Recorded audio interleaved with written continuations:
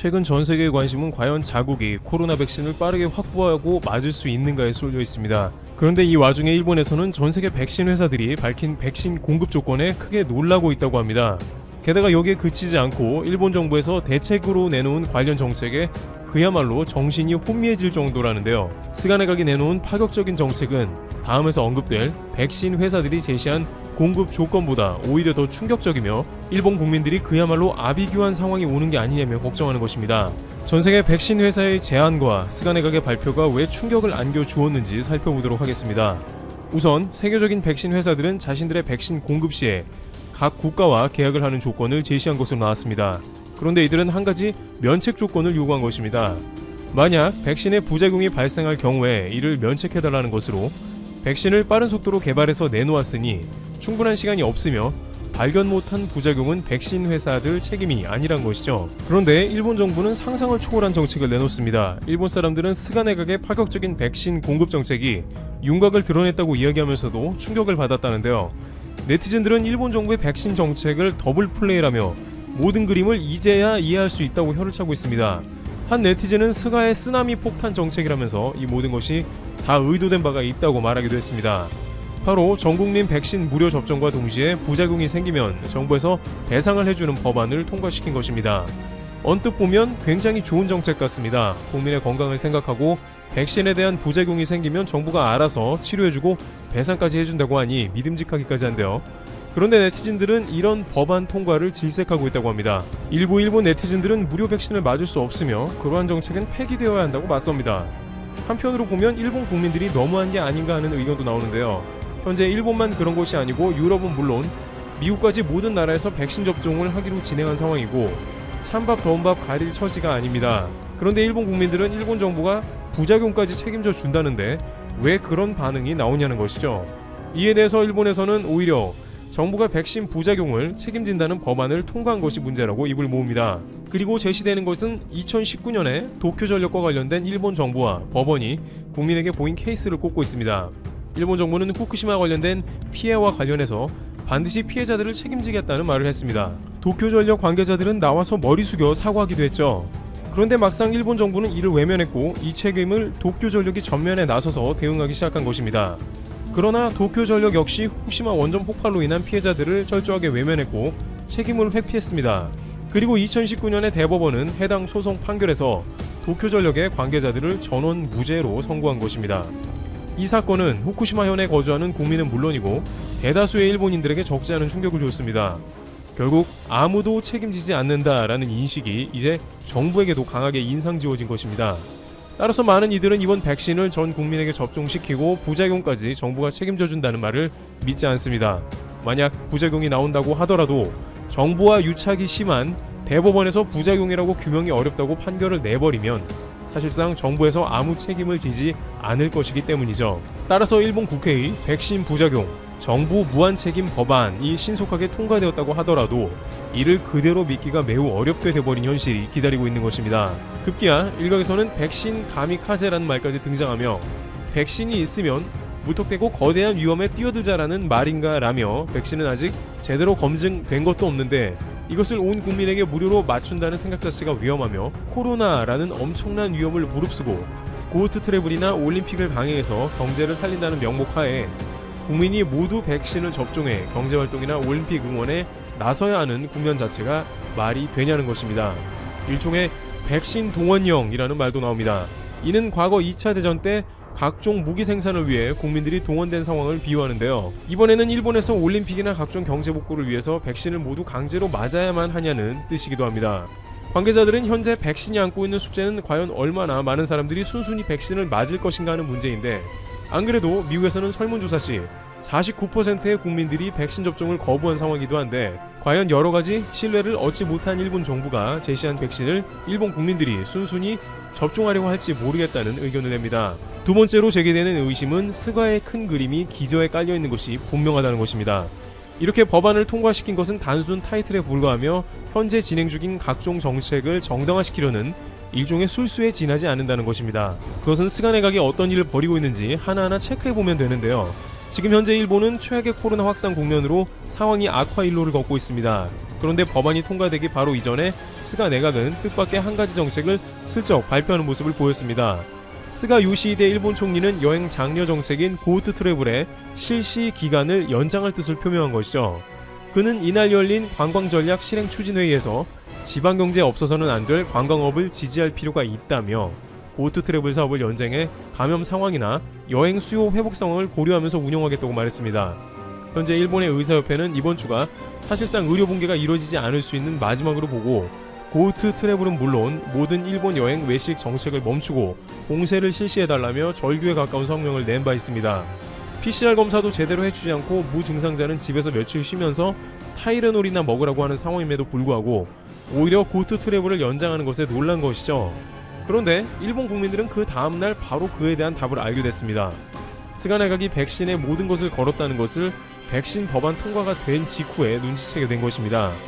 일각에서는 스가 내각에서 올림픽을 끝내 추진하는 것은 바로 백신에 모든 것을 걸었기 때문이라고도 말했습니다. 아사히의 주간신문에 따르면 IOC에서 유럽 전체에서 올림픽 예선전 등이 하나도 이루어지지 않고 있으며 유럽이나 북미 등 전 세계에서 지역 예선 등이 어느 정도 진행되었어야 하는 시점임에도 아무 진척이 없는 상황이라 사실상 2021년 올림픽은 불가능하다고 보도했습니다. 하지만 스가 내각은 한 가지 위험한 가정을 했는데요. 현재 나오는 백신의 효과는 95%이므로 내년 여름쯤엔 모든 이들이 어느 정도 정상 생활에 복귀할 것으로 가정하고 올림픽이 충분히 가능할 것으로 판단해 버린 것입니다. 다만 이 모든 것은 완벽한 백신을 가정할 때 가능한 것이죠. 즉 일본 정부는 현재 방역은 허술한 이대로 둘 것이고 봉쇄도 없으며 오직 백신으로 코로나를 잡겠다는 방향을 잡은 것입니다. 일본 경제를 지탱하는 것 중에 중요한 것은 현재 내수시장밖에 없으므로 여행 외식은 멈출 수 없고 백신으로 온 국민을 무료로 다 접종시켜서 이 사태를 한번 해결해보겠다는 도박에 가까운 무리수가 나온 것입니다. 일부 국민들이 이것이 실제로 자칫 강제 접종으로 바뀔지 모른다는 우려도 자아내고 있는 상황입니다. 실제 도쿄올림픽을 위해서 학생 셔틀버스 강제 동원, 의사 자원봉사자 강제 동원 등이 이루어졌다면서 올림픽을 위해 코로나 백신 접종이 무리하게 이루어질 수도 있다는 우려를 나타내고 있는 상황이기도 합니다. 정부가 국민들에게 백신의 신뢰를 제대로 주는 것이 얼마나 중요한 것인지 알 수 있는 대목인데요. 뉴욕타임즈는 한국 정부는 독감 백신 문제를 잘 처리했다고 하며 일본 정부와는 다른 행보임을 나타내는 보도를 했습니다. 일단 한국 정부는 이에 관해 철저한 협상을 통해 가능한 한 우려가 없도록 대처하겠다는 입장입니다. 이상원 중앙방역대책본부 역학조사분석반장은 3일 온라인 정례 브리핑에서 글로벌 제약사들의 면책 요구와 관련 이런 면책 요구는 우리나라뿐만 아니라 모든 국가에 공통적으로 요청되고 있다. 질병관리청과 식품의약안전처는 백신의 유효성과 안전성 확보를 위한 절차를 마련하고 가능한 좋은 협상을 통해 이에 대한 우려가 없도록 하겠다고 밝혔습니다. 이러한 점이 논란이 되는 것은 보통 백신이 완성되기까지 10년 정도가 걸리는 것이 일반적이며 백신을 개발하는 것도 이를 개발하는데 시간이 더 필요한데 지금은 이 기간을 10배를 압축해서 1년에 끝냈으니 관련 우려가 많을 수밖에 없다는 것입니다. 또한 한국은 백신 관련해서 또 다른 계산을 하고 있다는데요. 고재영 질병청 대변인은 현재 여러 국가 또 다양한 제조사들과 협상을 진행하고 있는데 이 과정이나 계약 조건, 확보량 등을 공개하기는 어렵다면서 이는 유리한 조건에서 협상하기 위한 전략이고 또 일부 사항은 계약 완료 뒤에도 비공개인 내용이자 계약 조건이기도 하다고 설명했습니다. 최근 하루 5,600명의 확진자는 부담이 되지만 확실히 다른 나라에 비해서는 여전히 방역이 뛰어나기 때문에 이러한 전략을 적절하게 구사할 수 있는 것이겠죠. 한국 정부와 일본 정부의 현격한 차이가 보이는 것입니다. 이와 같이 현재 스가 내각은 마치 백신에 올인한 것처럼 각종 정책을 펼쳐나가며 일본 국민의 우려를 던지고 있습니다. 일본 내부에서는 백신의 효능이 뛰어나다고는 하나 무조건 백신 투입은 반대라는 의견이 빗발치고 있습니다. 테이블튜브 여기서 마치겠습니다. 감사합니다.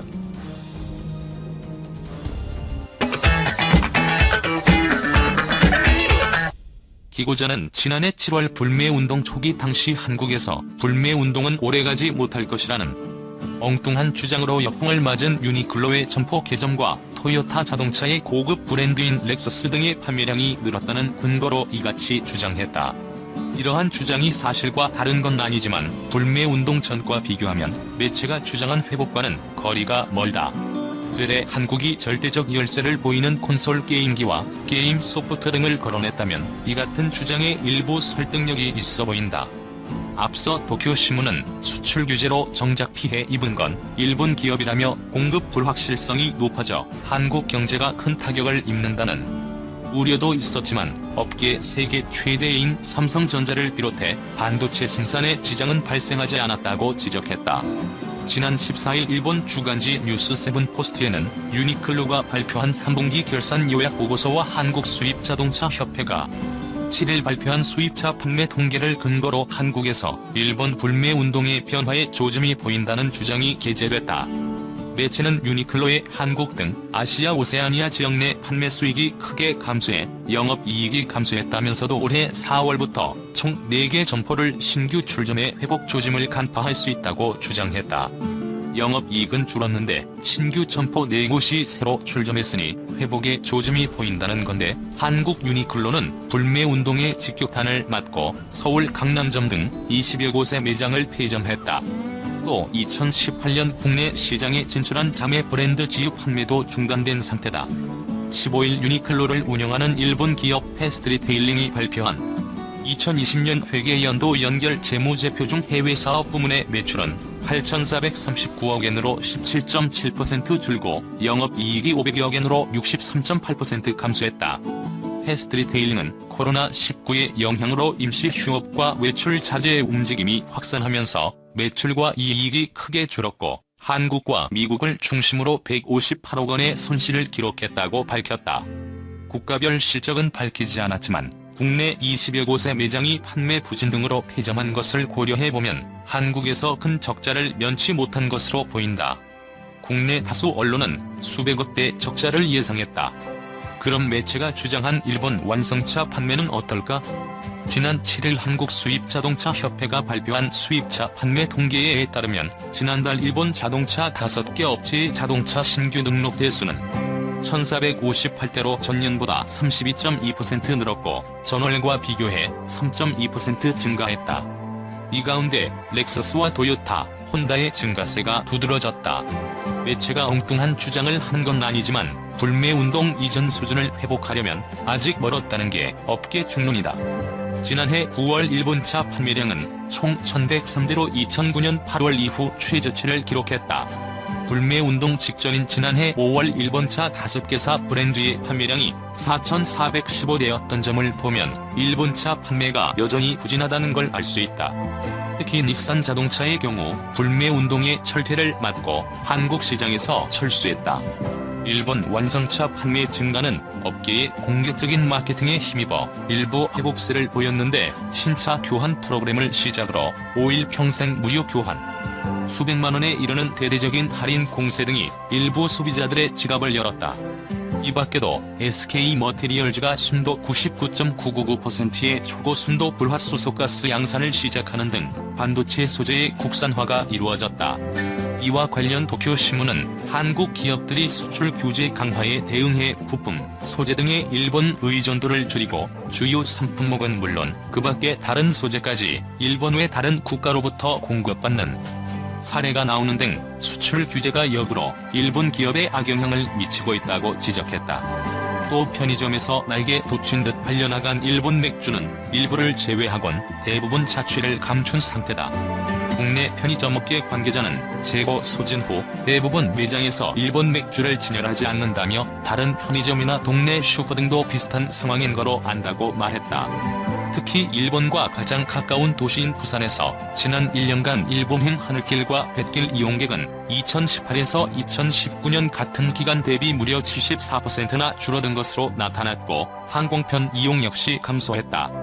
이러한 가운데 올해 초부터 유행하기 시작한 코로나19로 입국 금지 조치가 내려지면서 일본 여행은 0에 가깝게 됐다. 대체 불가한 제품 한 해 선택적 불매운동. 다만 변화의 조짐이 보인다는 일본 매체 주장에 일부 설득력이 있는 분야가 있다. 시장 자체가 전무한 콘솔 게임기와 콘솔 게임기 소프트웨어가 대표적이다.